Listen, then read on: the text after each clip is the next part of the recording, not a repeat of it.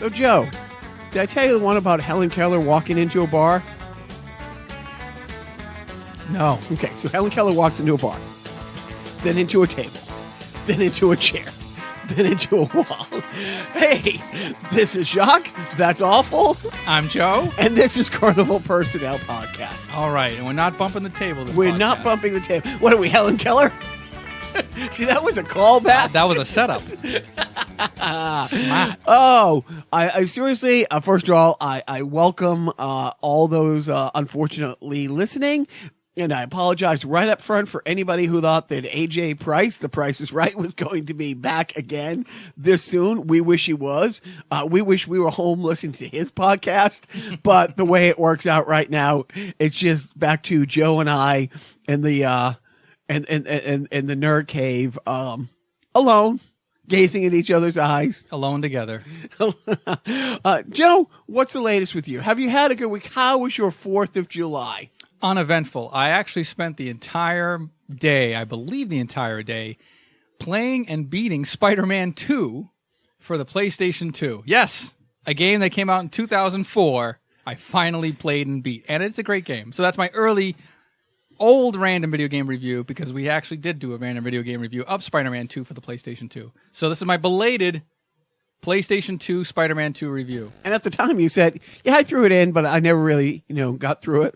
Right. And you said, you know what? I should play this. So you found the time. Where did you find the time?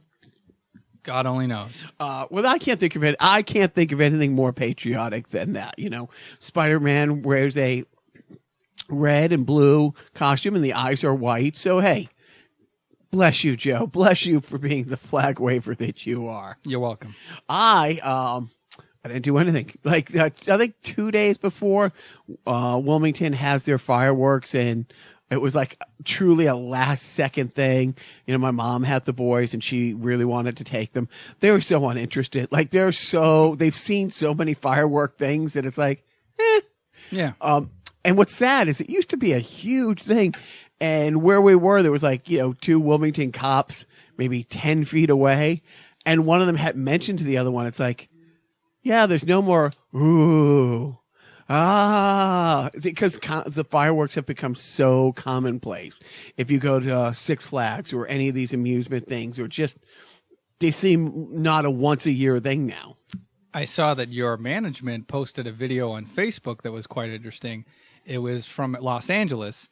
Oh. And it was I guess it was a helicopter shot of the 4th of July celebration in Los Angeles that showcased dozens and dozens of, quote, legal fireworks displays across the entire county. So there's 2 points of view on this. And one of them is, in Pasadena, you go to the top of Lake Ave, and there's just it's a big hill, and you just keep driving up and up and up. And I think it was Errol Flynn's estate up there, and the foundation is still there. And that's one of the best places in the world. When you go up there at night, on a clear night, you realize how close we are to the Jetsons world, because there is 5-6 airports that you can see up there, 3-4 major airports, LAX, Burbank, Long Beach, John Wayne Airport. But then there's at least a half a dozen in that same circle of smaller airports, like what's the one in Bedford? Hanscom? Hanscom. There's a Hanscom type thing. And you can see how much helicopter traffic there are as this. But yeah, the same thing up there. And I think that's pretty much the vantage point the helicopter was from.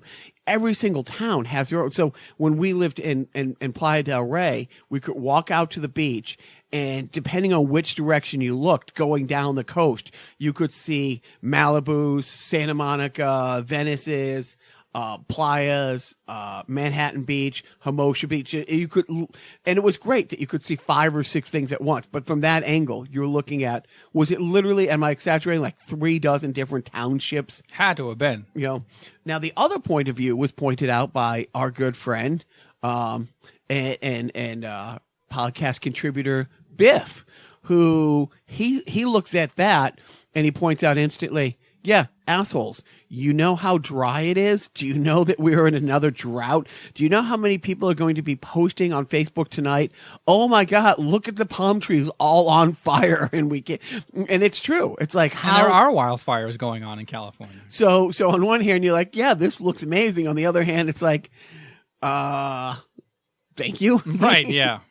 But yeah, the footage is awesome. Yeah. Accidental arsonists. Ah, shit. Boo. So on Saturday, we had the first tour date of the two tour date. Like when you play a first show in like 5 years, like 2 in the span of 3 months is a huge thing. So you're on the first leg of the world tour? First leg of the world tour. Stopped at Southbridge, Massachusetts. The center of the universe, you mean? Dude, it is.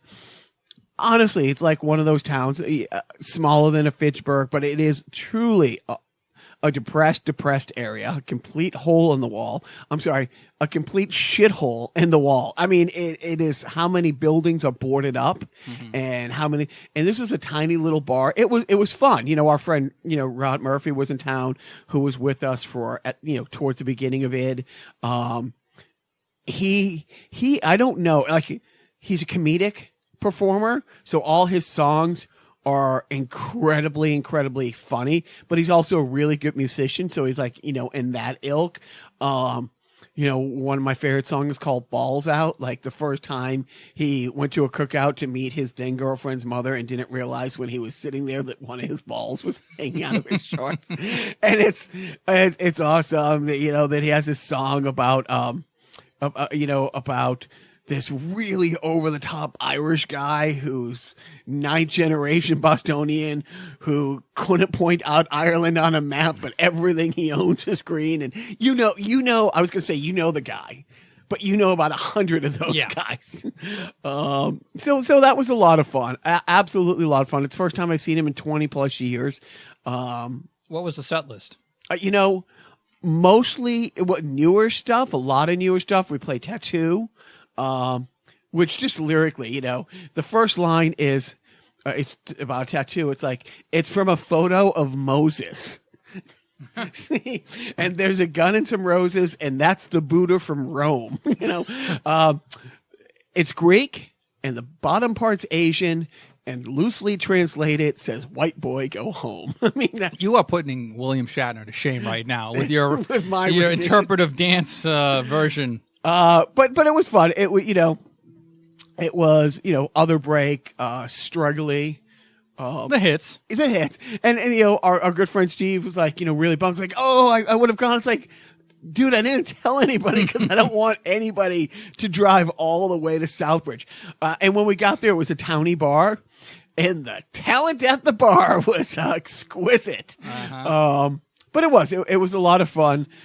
It was, the funny thing is, I won't set up a drum set again. Like, I'm done. So if there's no drums, I'll just like watch Dan or hit pots and pans. And this drum set is only a 3-piece, so there's no like rack tom. So it was a little interesting playing that stripped down a kit. And when we play in September in Worcester, our buddy Dave from The Rationale, his brother's their drummer, was going to let me use his kit, and it's a Neil Peart kit. Nice. Like I'll go from this 3-piece one cymbal thing to this, mega mecha Godzilla. Yeah, it just came off of a Def Leppard kind of tour. But I'm glad that you didn't advertise the Southbridge show. Only because you saved the venue from having to hire that police detail. Yeah, exactly. To keep all the people away. Dan calls me like the next morning and he's like, dude, I got your $15. I'm like, what? Because, yeah, they paid us $30 to play. I'm like, oh my God, you have to be kidding me. It's like the Blues Brothers. Is like you spent $200 on. Well, I mean, we would have like if you weren't sober. I'm trying to think if this is the first public sober show we've had, and I honestly think it is the first. Like, we've got together and jammed a bunch. I mean, we jammed on 2 days before, and it was the first time I sat behind the drums since breaking my ankle in February. So, and it was throbbing the next day. But I think this was the first time that Dan and I have played a show sober. Wow, what was the turnout? It's Southbridge, and like just Rod's five sisters alone almost packed the place. Rod, by the way, is help me out if I say this wrong. He is a documentarian filmmaker. You got it. And if you look up, and he did a movie about his hometown, like little backstory on Rod. He's a freak magnet. He was the conduit to Busy. He was the conduit to Pepsi.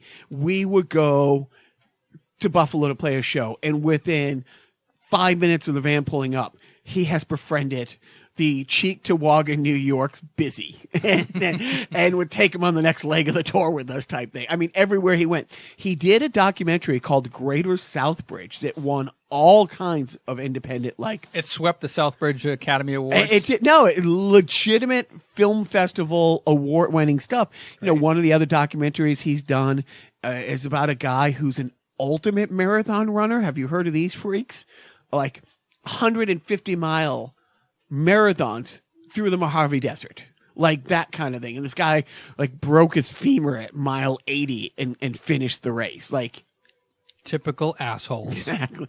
So he does a lot of that stuff. So it was great seeing him. So it was a lot of freaks from Southbridge, a lot of Fitchburg people, which again, from what I'm told, they're wonderful, lovely people who I had a great time going to school with. But so many people, management would say, "Oh, who was that you were talking to the last 5 minutes?" I have no idea. And it's fun. It was great talking to Rod and all these other people who, again, like basked in the glory of our misfortune and like retelling these stories that I don't remember. And I'm working on a new piece of material that I think I threw to you. I was talking to you through the other day on the phone. I'm working something out along the lines of, I miss teleporting. I'm sorry, drinking and driving. I miss drinking and driving because there was a couple times that I really remember the next day where it'd be like, "Oh my God, Dan, I can't believe that you drove home from New York last night," and he'd be, "Yeah, that's because I didn't. You did." It's like, what? I remember playing a song halfway through the set and waking up in my bed. How did we make a 5-hour drive home? And so I do. I miss teleporting. Great times. Awful things to say. We were going to have a review of our annual visit to the Wilmington Carnival, but as it says here, you called and said, "Yeah, I'm not going." I'm like, "Yeah, I was going to call you." We're two snowflakes in the sun. Yeah, melting away. Gosh, it's hot. Yeah, we weren't going. I'm sure they had white trash there. It was in Wilmington? No. How dare you, sir? How dare you besmirch the good name of Wilmington residents? They're fine people. Fine people on both sides of the carnival at Wilmington. The white people and the really white people. Yeah, the white people on the outside of the balloon machine or the balloon games, and the white people on the inside of the balloon games. Anyway, so we the summer of bleeding through what little college fun there is continues because we're going to go see Ant-Man tomorrow. Oh boy, I heard it's a movie. And you were thinking about going and seeing it. You said you haven't seen the first one, which I said, good. I don't want you to break the tradition. No, I know that's bad luck. So who knows? Maybe I'll see Ant-Man. You know what? I'll wait for Ant-Man 2 to come out on video. Then I'll watch Ant-Man 1. It was at Redbox, Ant-Man 1. Like you were like, "Oh, I wonder if it's back." Because it is, because I think they stuff it back in. And then what else is left this summer? Mission Impossible. Oh yeah, the Teen Titans movie. Teen Titans Go. I saw the previews night. It's awesome. It's like I know you're not a. I jumped back on the bandwagon. Oh, okay, good. Only because it got they treat Robin like shit in it. They're really mean-spirited dicks, but it got the boys into the Titans, Yeah, it's a win-win for you. It is. And so we got that, and that I think comes out the same day. And I can't believe, but we're gonna go see it because it looks bad but awesome. And the wife loves Jason Statham. Statham loves him. It's porn for her. But have you seen trailers for the Meg? No.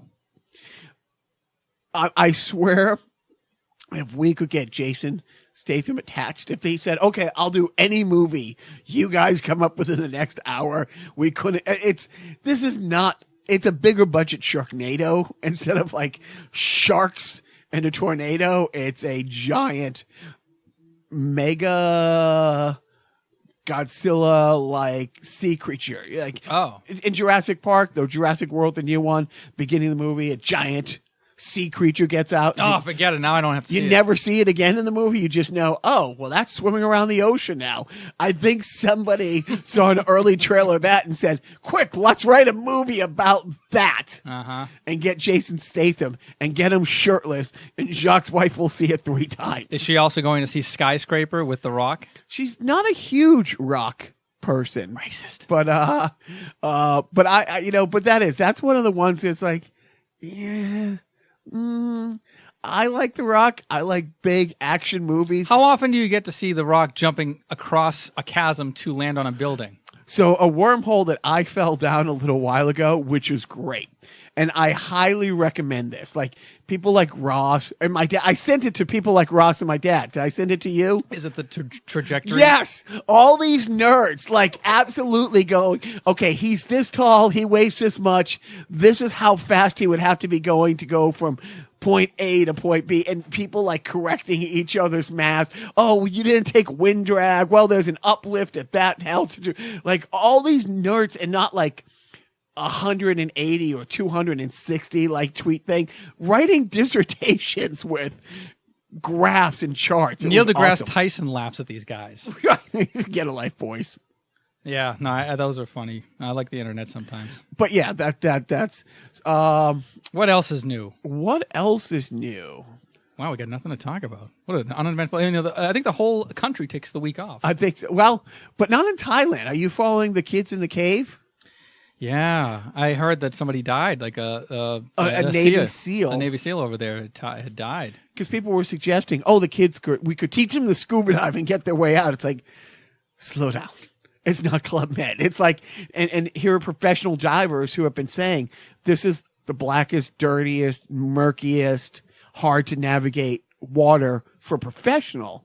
These kids aren't going to be able to get through there. And sadly, but how did they wind up 2.5 miles down and lost for 2 weeks before they found him? I don't know. I didn't follow the story from its from the beginning, so I don't really know how they got there. I don't know why they went. I do know that they're considering pressing charges against the guy who brought the kids down there, and then now with the Navy SEAL dying, that's just going to up the possibilities. If they're ever rescued. Yeah. Well, and I guess they can get them food and water and stuff like that, but they can't drill down or whatever. They can't get like bodies down there, or I don't know. Maybe it's just. When does a movie come out? So this is July. They're already working on it. 2018. Yeah. Is it set for Christmas release? You know what? This might be a January. How many white kids will they cast in the role? Scarlett Johansson's playing all of them. All of them.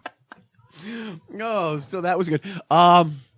So you played Spider-Man 2 on the PS2 on the 4th of July. So yes. You did not take part in the second Civil War. My musket was in the shop. Okay. So unfortunately, and I know muskets aren't from the Civil War era, so shut up, Joe.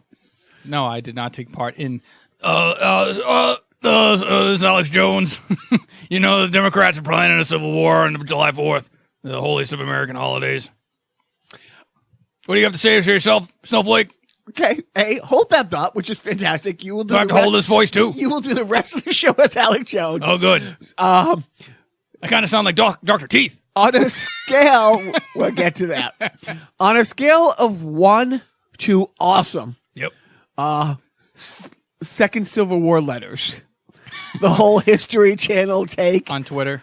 They were the best. My favorite one is like, I saw a red hat, which I'm like, okay, that check. Like I can die happy now. But I saw a wounded red hat at the side of the road, and he wasn't going to make it.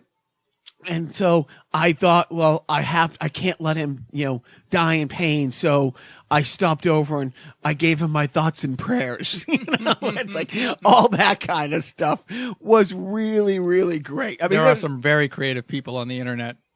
But yeah, these Democrats, this just goes to prove that even the Democrats are too lazy to follow through on their own Democrat plans of the Civil War. So Alex Jones, yes, you said it is the holiest of holiest holidays for the United States. Of American holidays, that's correct.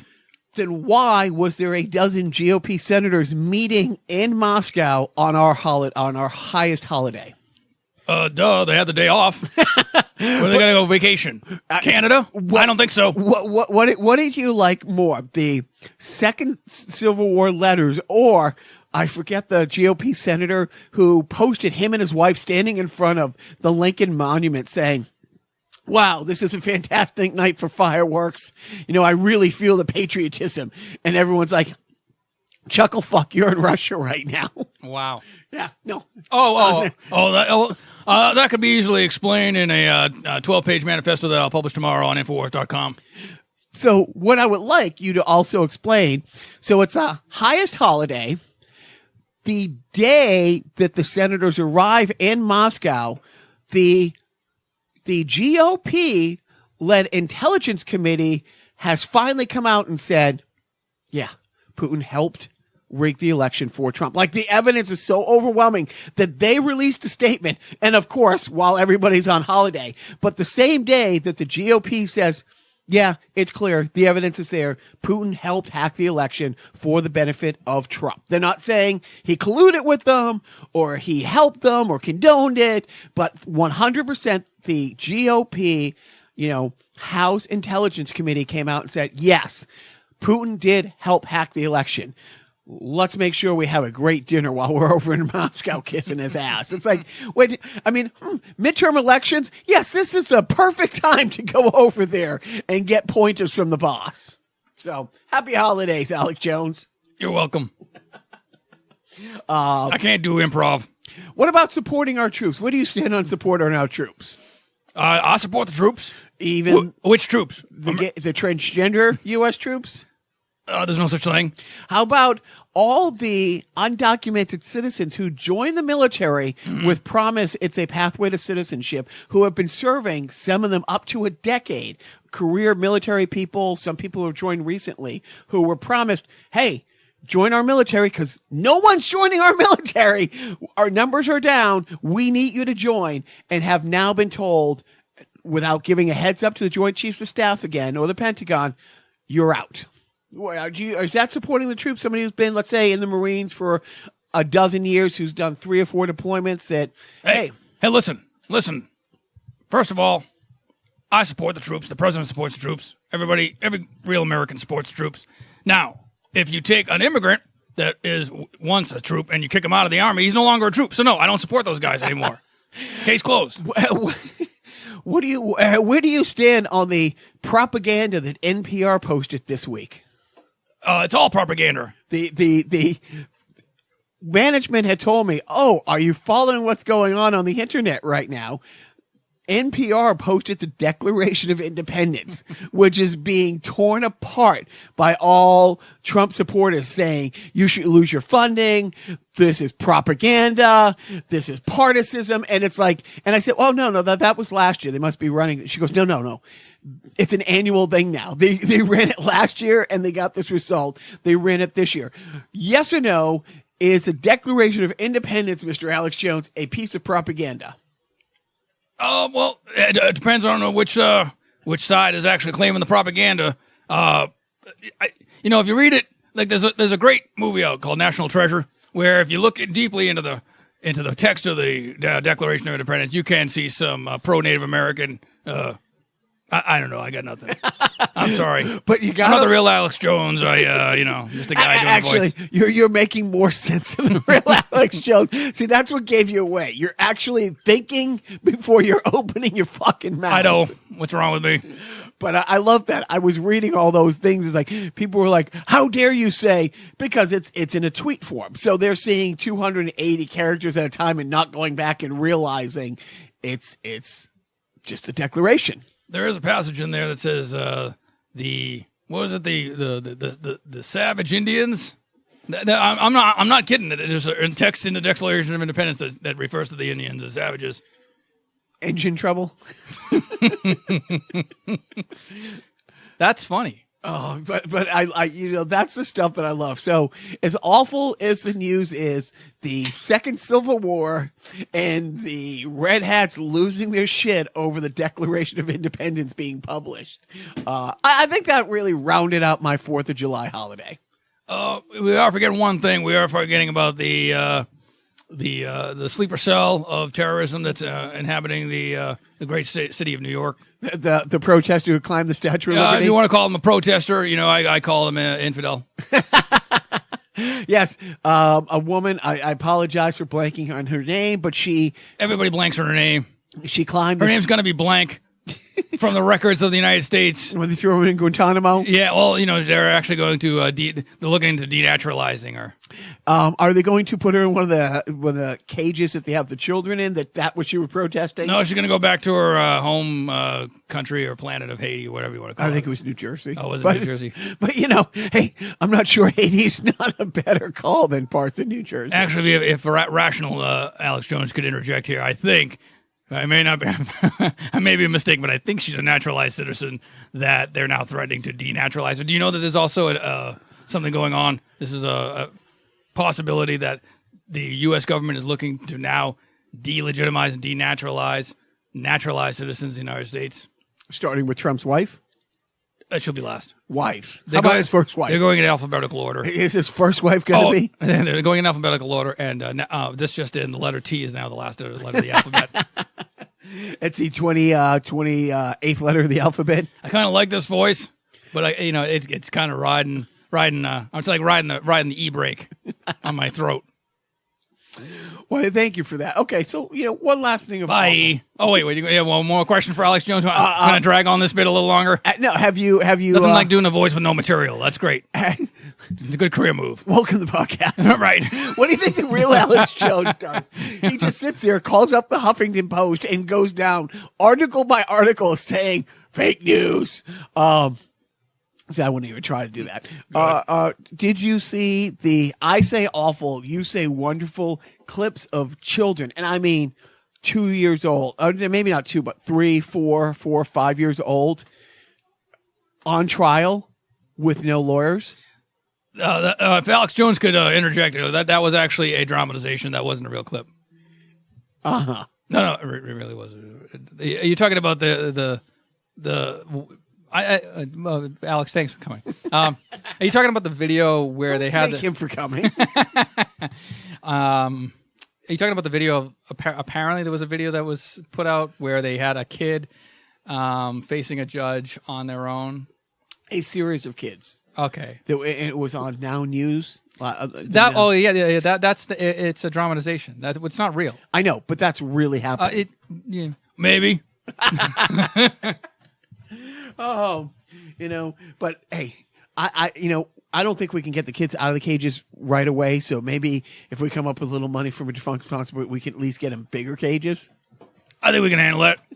Now it's time for our defunct sponsor of the week. Everybody has a picture of someone. No one has a picture of me. They never say to smile. I guess it's not worthwhile. 'Cause who'd want a picture of my face? Who wants a picture of me? We do. Polaroid's pictures are for sharing. Love is written all over them. Nice face, Gonzo. Polaroid says love.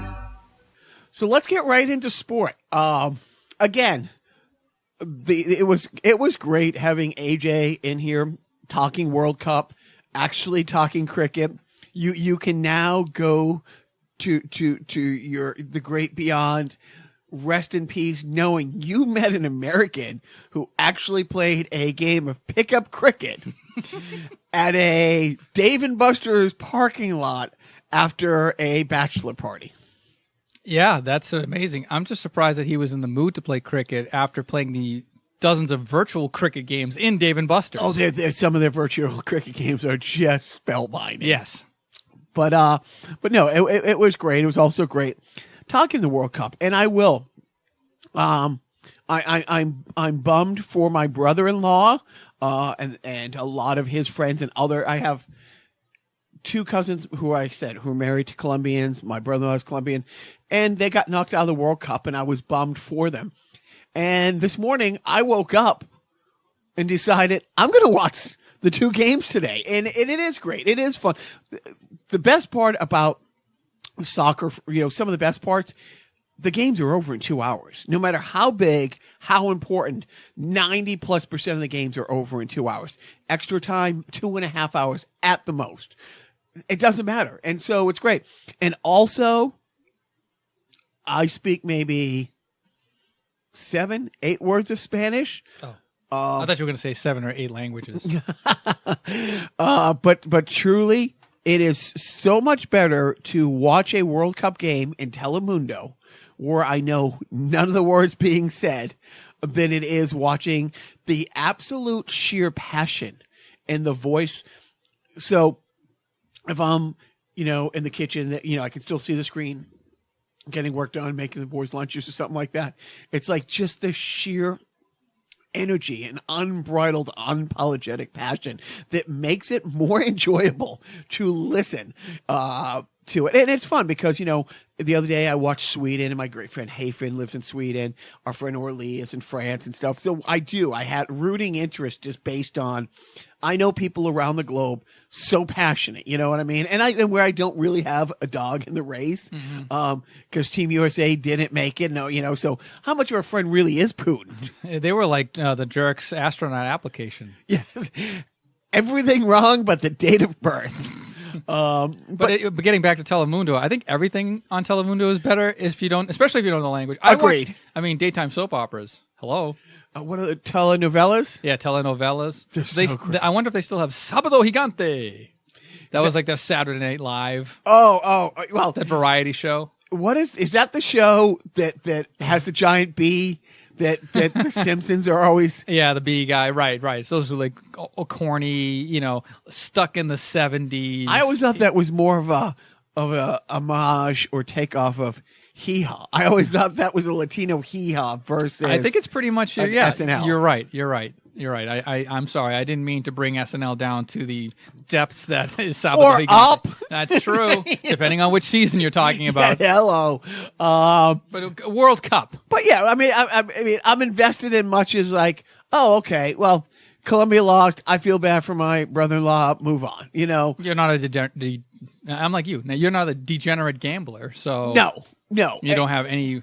But I was texting with, Mr. Price, upset, of the officiating on behalf of Colombia. Like, for that 2 hours, I bought in. I bought it's like, there's an old Bruce McCullough thing on one of his albums, Shame-Based Man, best album ever. I'm putting in my top 5, but in between a couple songs, he had these little bits, and there's a call in to a late night, and the guy's like, "Yeah, I'm calling in just to say I love the baby Jesus."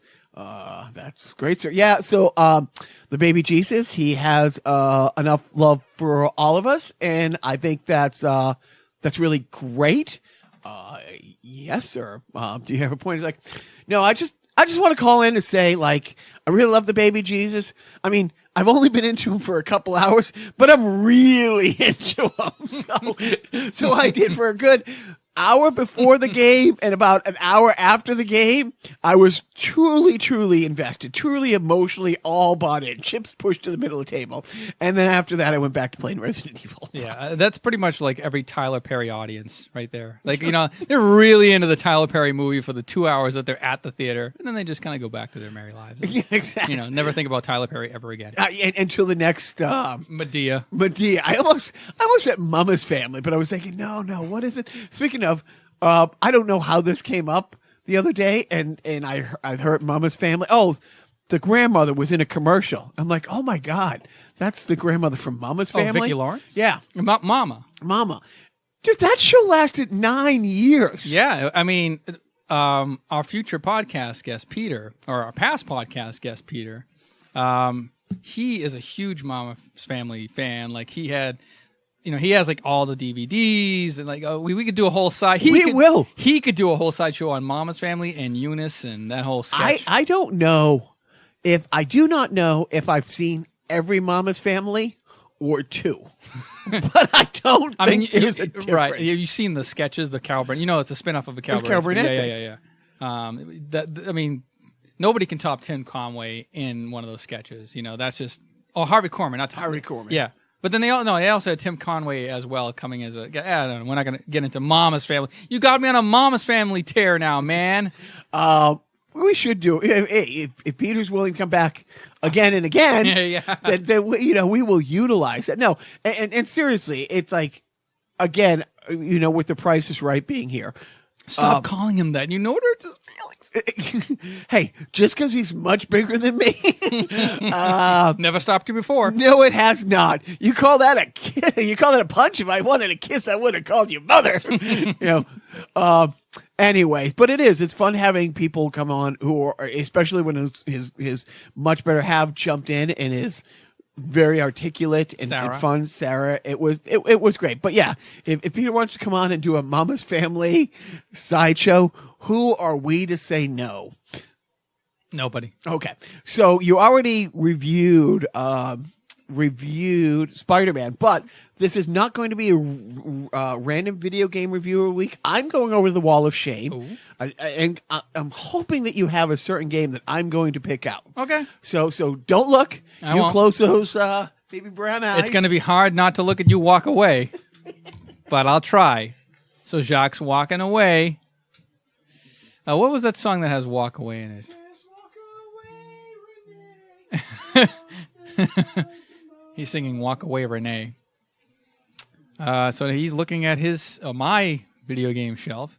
He's kind of like me when I go shopping at Target. It's just kind of like, do they have this game from 2002 still here? No, they don't. Okay, I think I'll. You want to ask the manager if we have any back? I don't know. This is. Don't bump the NES Classic Edition that's sitting on top of the shelf over there. That's right. I picked up an NES Classic Edition. I can get into that briefly. Old man needs to see his. Oh, my God. Old man needs his peeper. He can't see so good. Is that Bill Shakespeare over there?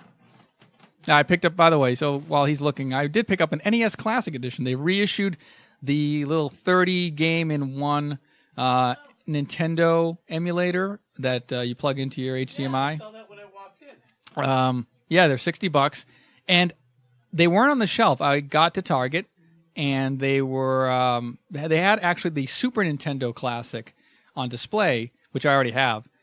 Then a Target guy just came up to me. He's like, "Can I help you?" And I was like, "Well, I was looking for the old Nintendo, the NES Classic, but it looks like you only have the Super Nintendo Classic." He's like, "Oh no, we have them. Go ahead, come with me." So we go up to the counter, the electronics counter where they ring you out there, and he pulls it out from underneath the counter. Apparently, it's so popular that they don't want some asshole grabbing 6 of them or whatever. Oh, good. Or or they just don't want to bother stocking the shelf for 10 minutes and constantly having to go to the shelf. They figure if people are going to come look for them, you got to ask for them. So, little tip out there: if you want to buy an NES Classic Edition, they're only $60. That's $2 a game. Can't beat that with a stick. Well, you could try, but then you'd have a broken NES Classic Edition. Haha, Joe, you are such a kidder. But go to Target and ask. If you don't see it, it might be behind the counter somewhere. But I pick one up, and I'll look forward to playing it. You know what? I have I looked at the list. I have 26 of the 30 games already on my shelf. Awesome. It's great. I'm a loser. What do you have over there in your lap? Do you want to take a look? It's from the PS2. Yes, collection. The PS2 collection. It's not Kingdom Hearts. It's not Looney Tunes. Is it Lara Croft Tomb Raider? It is Lara Croft Tomb Raider. Ah, yes. This is the anniversary. We reviewed this before, briefly. Is that the one that has all of? No, it can't. No. This is This is a reboot of. This is Lara Croft Tomb Raider anniversary for PlayStation 2. It's a quote unquote HD remake. This is pre-HD, by the way, I think. But it was it was basically a remake of the original Tomb Raider that came out for PlayStation 1. Just better graphics, same storyline, probably some improved controls. And yeah, I mean, it's just a classic game, and it spawned a movie franchise and then a reboot reboot of the video game, which I do have for PlayStation. I think I have it for PlayStation 3 or yeah, I think I have. No, I have it for Xbox 360, the Tomb Raider reboot. Anyways, Tomb Raider Anniversary. It's if you don't know, Lara Croft is a Indiana Jones type of explorer. She explores tombs, and it's like a puzzle platformer kind of game where it's 3D. You know, you're shooting bad guys or whatnot. If you've played Uncharted, it's that same vein. Well, the little guy, and it was like it was like 2 years ago now. It was one of those days where he wanted to get a game and they didn't have it. And his mom pointed out, well, look at the bin over there. You can get probably 5 games. And he did. And 1 or 2 of them were like Uncharted. He really got into it. Then he found out, like on the web, it was like one of those superhero SmackDown things. It was Nathan Drake. Yes. Versus Lara Croft. And he's like, who's she? And I was like, well, Nathan Drake is derivative of the Tomb Raider, which is derivative of Indiana Jones, which is derivative of 1930s serials. So he got into it, and we had got him the PS4 Deluxe Anniversary thing that had all, I think, 3 or 4 games on it. Of Uncharted? No. Of Tomb Raider. Of Tomb Raider. And I bring it up because we watched that 2 nights ago. Oh, the new Tomb Raider. The new Tomb Raider. That's why. And so it's pretty decent, right? Yeah. Well, the little guy got into, busted out the PS3 game, which I think is that anniversary one, but for the PS3. Yeah. Like the 3rd remake of it. Yeah. So I, that's why I wanted to get your take on that. Have you beaten that game, or was that just kind of? No, it's one of those I picked up for about a couple of hours and haven't. Once in a great moon do I go back to Tomb Raider. I don't know. I just didn't get into. I fell out of playing video games. You hate hot women looking for treasures? Yeah, I mean with Pornhub now, it's so much easier. I mean, you can get real specific. Where do you rank Lara Croft as far as cosplay at the Comic-Cons? It's always Slave Leia. It's probably lower now because it's Harley Quinn. Harley Quinn's like anybody. You know what it is? She doesn't show enough cleavage. That's the problem.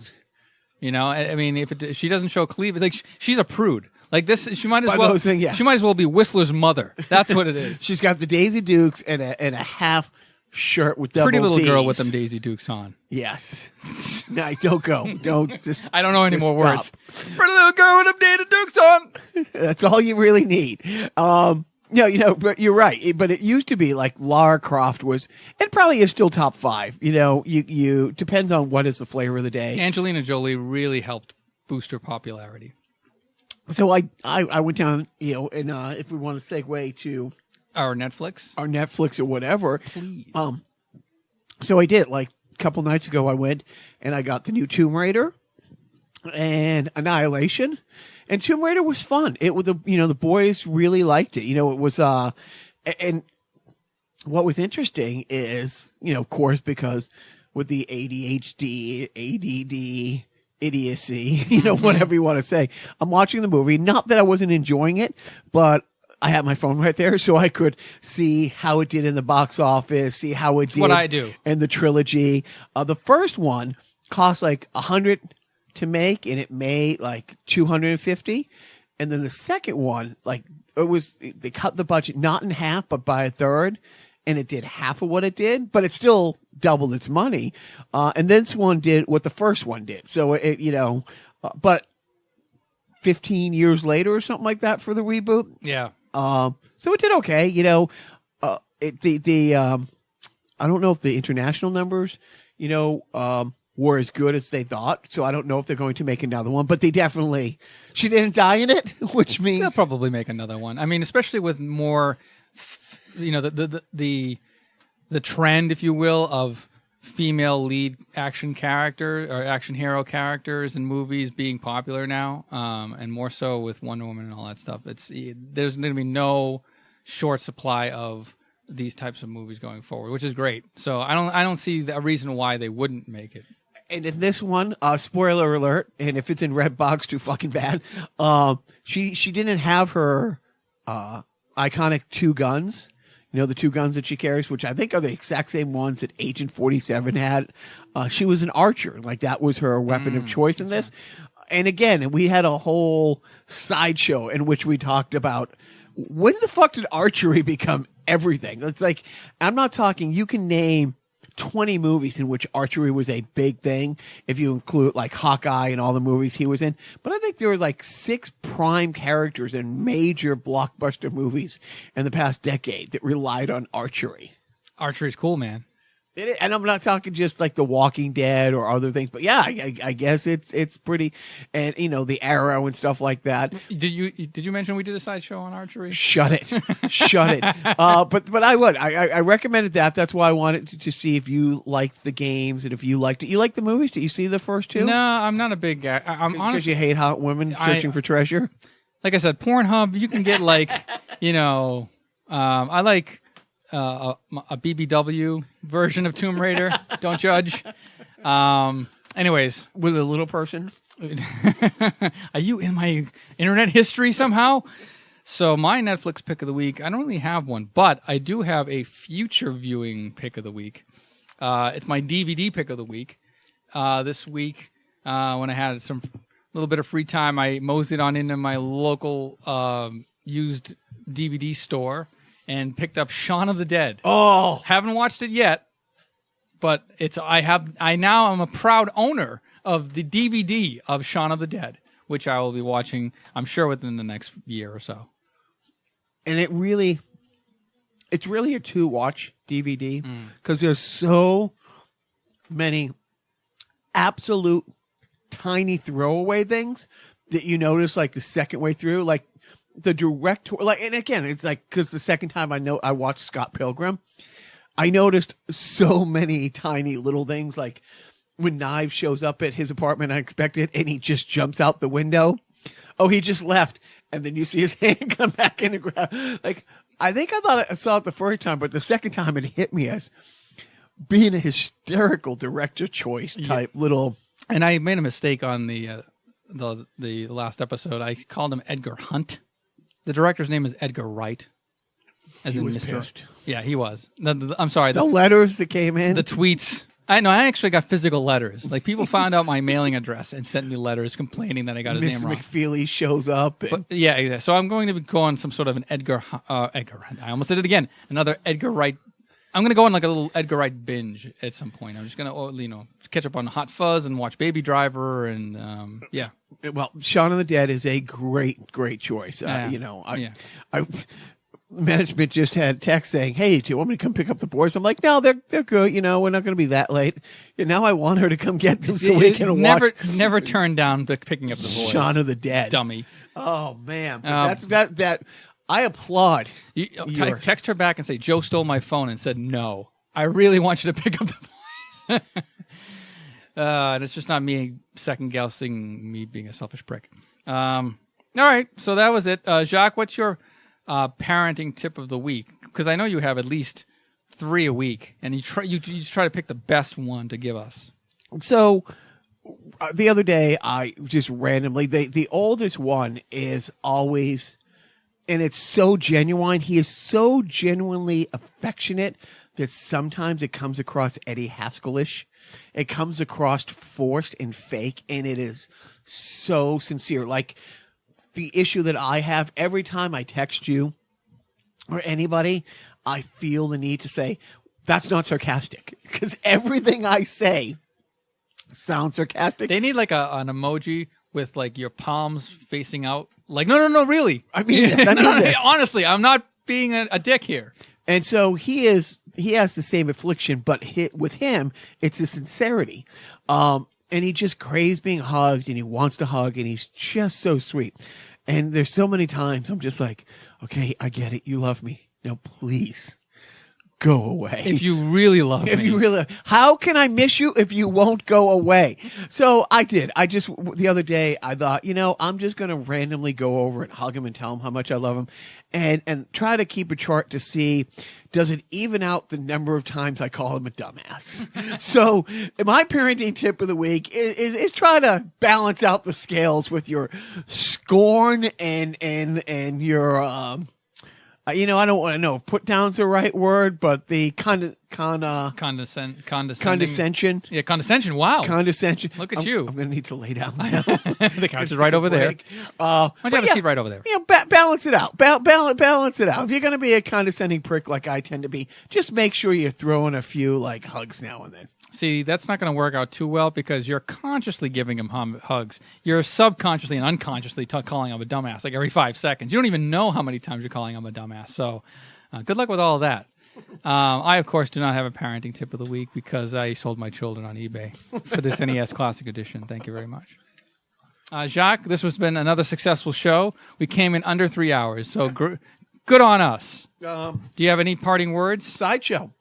Our sideshow for this week is going to focus on It's the Muppet Show with a very special guest, Peter. Yay! Our great friend Peter, who graced us with his presence and his knowledge and really raised the bar with our Looney Tunes special about 4 weeks ago. It's been so long. Has, for some unknown reason, chosen to come back here.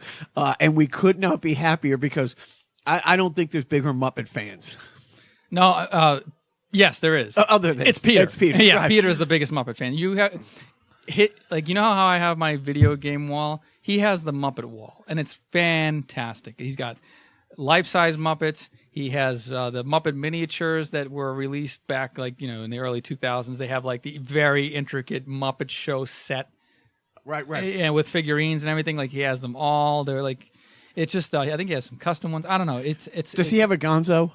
I believe he does. We'll have to ask him. Does he have an animal? All of these questions and more will be. Does he have a Putin's puppet? You're the puppet. Jinx. Yeah, but he will be. Oh no! I said the word that shut Jacques up. So that means I have to end the show all by myself. Or maybe Alex Jones might want to end the show. Yeah, let's end the show on an Alex Jones note. All right, so this was the part of the show where I tell you about the second coming of Christ. But this time he's transgendered. Don't ask. I have the inside scoop.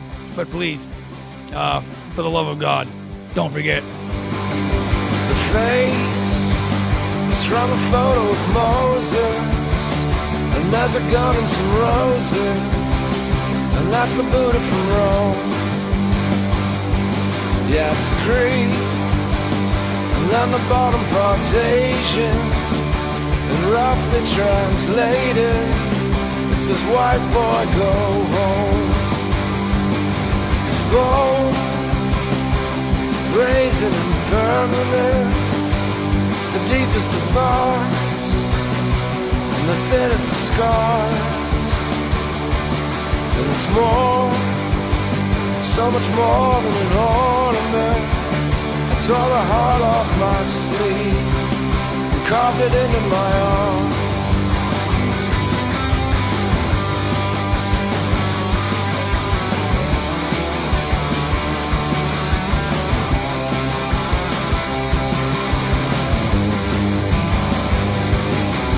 New. The guy that did it's left-handed, and he said I'll understand it once the pus is all gone. It's old and it's a little bit faded, but it's my first and my favorite. It says made in my mom. It's bold, brazen and permanent. It's what I truly believe. I'll get it filled in the fall. And it's more, so much more than an ornament. I'm all about no regrets. Didn't hurt much at all. It's bold, brazen and permanent. It's the deepest of thoughts, the thinnest of scars. And it's more, so much more than an ornament. I tore the heart off my sleeve and carved it into my arm.